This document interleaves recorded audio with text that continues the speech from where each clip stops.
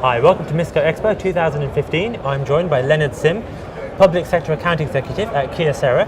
Leonard, thank you so much for taking the time to speak to us. It's my pleasure. What does your role at Kyocera entail, and how has it evolved during your time at the company?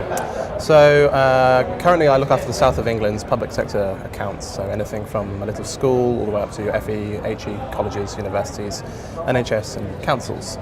My job is to let people know about what Kyocera do, how we can improve their printing environment and lead them to maybe a better way of doing printing and copying and all the extra stuff that comes with it. Okay, so educating people is key to that role. How do you educate companies on the impact of printing, and what hidden costs do small businesses tend to run into? Sure. There's quite a few things that you can take a look at when it comes to printing and copying. The way print grows up is more of a print environment that really just, we need a printer, we buy a printer, and no one ever really thinks about it. And when they start analysing the costs, they start to go, ooh, it's quite expensive. We actually commissioned a Gartner study a little while ago that said, came up with results that about 3% of a company's revenue is actually spent on print without it being managed in any way, shape or form. So it's very hard to budget for, it's very hard to know where the expenditure is going, and it's hard for people's IT managers to have the time to go with it. So what we did with that is we go out, and the easiest way to tell people is to let them know about some of the print options that are out there in terms of rationalising away from smaller devices to larger devices, moving people to more centralised devices, so moving away from a printer on a desk to one in the centre of the floor, and using software to help control how people manage their print better. Okay, so much has been made in recent years of the paperless office. Hasn't really happened. So many companies still rely very, very heavily on masses of printing and copying.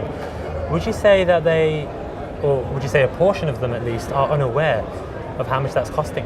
It's remarkable how endemic it is throughout most environments. Printing is not viewed as a resource which needs to be controlled or managed. The paperless office, I mean, for instance, there's a target within the NHS to hit that within 2020. I don't think it's going to happen. It's too much of a big ask. It's the right way to go for sure. I think the right term to use that we're trying to aim for though is maybe more of a paper-light office. So moving away from needing documents to be signed in hard copy, then scanned in, then printed off again so no one else can print it, say like a PO or an invoice or something like this, when things can be done electronically or moved around smartly through the software. I think therefore you'll be able to move your printing correctly if you do the right steps to actually get there in the first place. We usually suggest something like an audit or something like this to highlight where key areas are of hidden costs within the business. Okay, playing devil's advocate here, isn't the high cost of printing in your interest? Yes and no. Of course it is, because we're a print company and we generate revenue through toners, of course.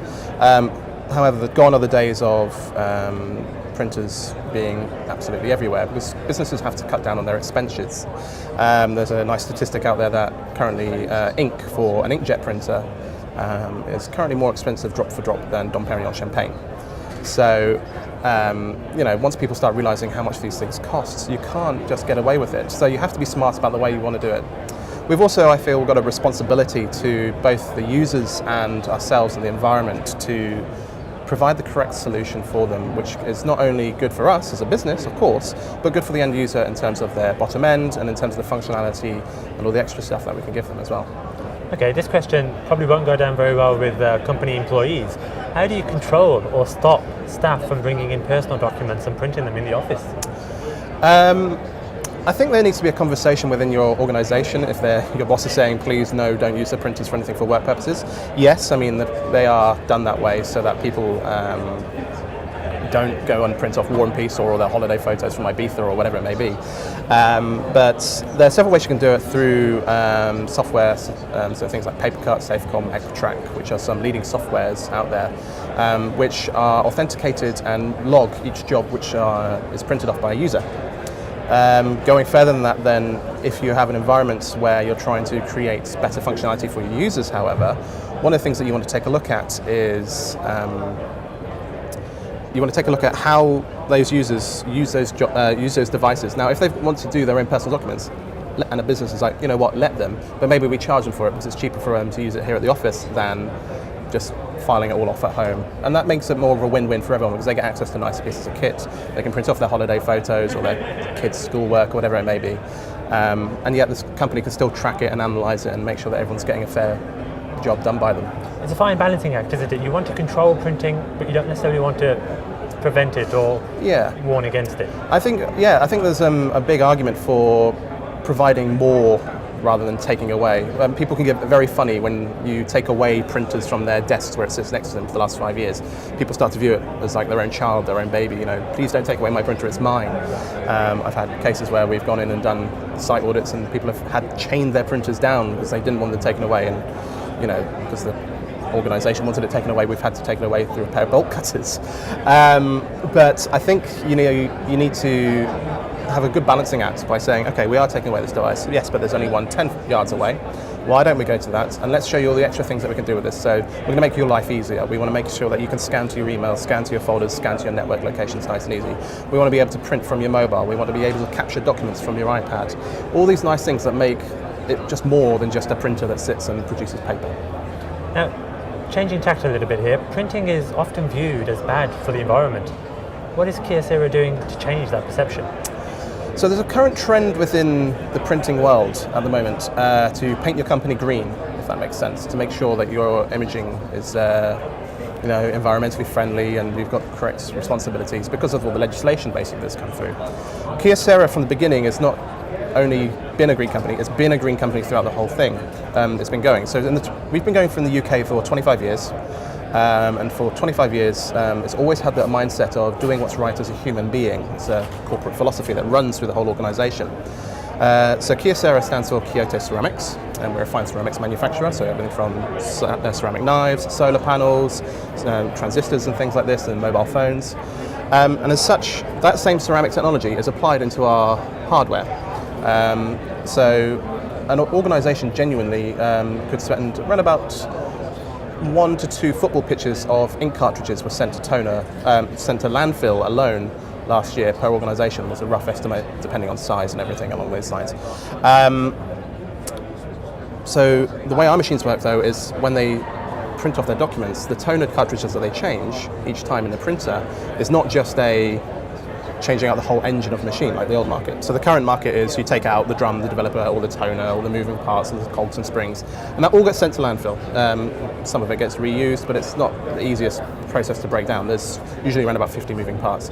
Ours is literally just a cassette which holds the toner. As a ceramic drum within the machine is designed for the long life of the machine. As such, Kyocera has designed throughout its whole life as being a environmentally friendly company, and it's an ethos that we've had since the beginning and will continue throughout the rest of the life of the company. Okay, final question.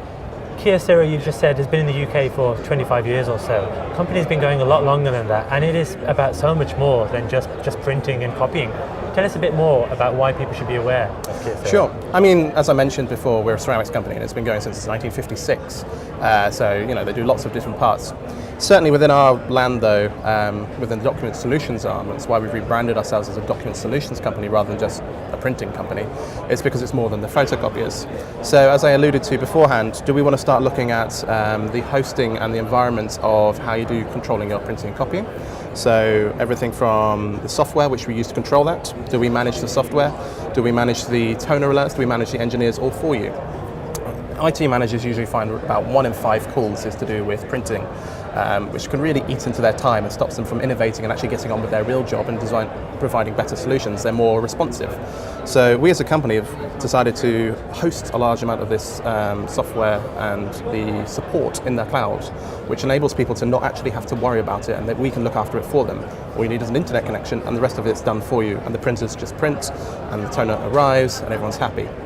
Furthermore, as I said earlier, we've got things such as the scan to email, scanning to network locations, and you've got things such as OCRing the correct documents. So imagine if we could take a document that comes in at the beginning of your life cycle, take it through, scan it, OCR it, and instead of everyone having to print it off, sign it, go back, it can be automated throughout the whole system. We can really start to reduce a large amount of the labor and the admin that comes with each piece of document rather than just here's a piece of paper that we printed off.